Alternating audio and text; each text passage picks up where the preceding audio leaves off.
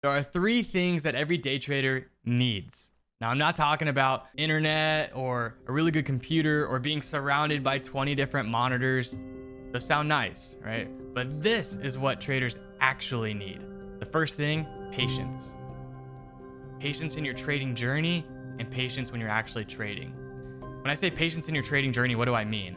I mean, everybody's going to be different, but everybody does require time. There's no such thing as an overnight success when it comes to day trading. You're not just going to start today and start making $10,000 tomorrow. It's all about longevity and patience.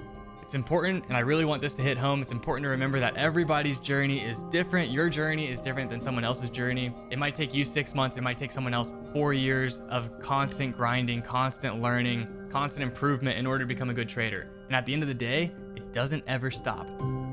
We're always on a journey of bettering ourselves, of learning more in order to become the best day trader that we can be.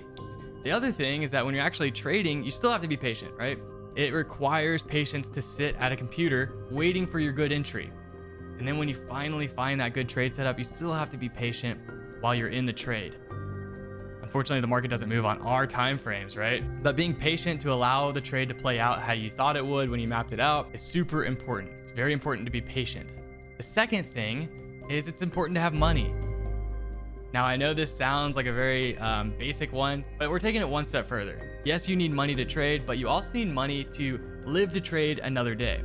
Unfortunately, trading is losing money sometimes. And so if you start a brand new account with, say, $1,000, and all of a sudden you lose $600 day one, it's gonna be really hard to trade on day 2. You need money, you need a cushion right when you're starting.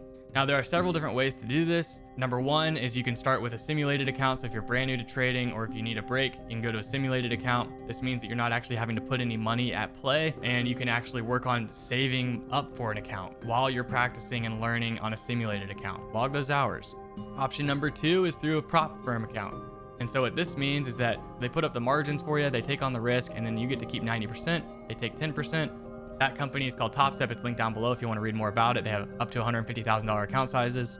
And then option 3 is just to fund your own account. The general rule of thumb when it comes to funding your own account is $10,000 per mini contract. It's always better to be overfunded and under leveraged. And again, this comes back to the concept of living to trade another day. That brings us to number 3, which is emotions. Super, super, super important when it comes to day trading. It's a huge mental game, day trading. What do I mean with a mental game? Well, you're gonna have really good highs and really bad lows, right? Say you made $10,000 in a day. Life-changing. It sounds amazing, right? You're living on a high.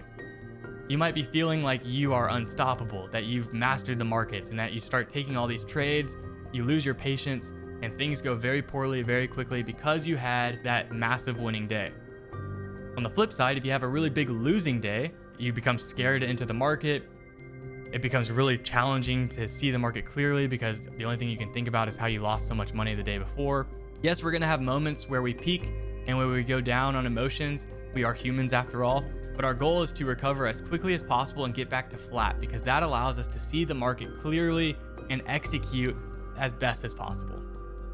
The other thing is when you do have a really good day or a really bad day, either way, you wanna be reflecting on what went right and what went wrong.